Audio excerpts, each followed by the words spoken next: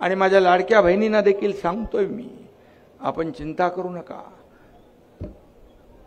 जी लाडकी बहीण योजना, मुख्यमंत्री लाडकी बहीण योजना आपण सुरू केली, ती विरोधक म्हणतात बंद होईल बंद होईल बंद होईल, पण हा एकनाथ शिंदे सांगतो ही योजना कधी बंद होणार नाही, बंद होणार नाही।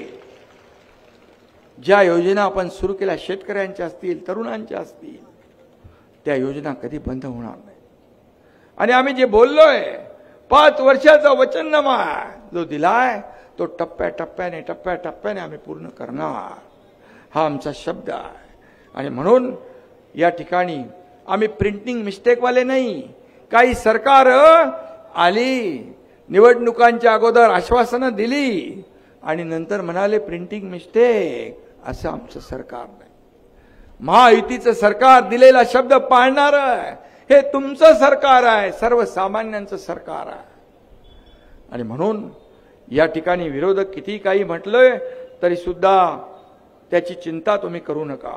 या ठिकाणी आज आपण ज्या योजना केल्या, या योजना आतापर्यंतच्या इतिहासामध्ये मला वाटतं कधी एवढ्या योजना आणि एवढा विकास या महाराष्ट्राने पाहिला नाही, तेवढा आपण केला।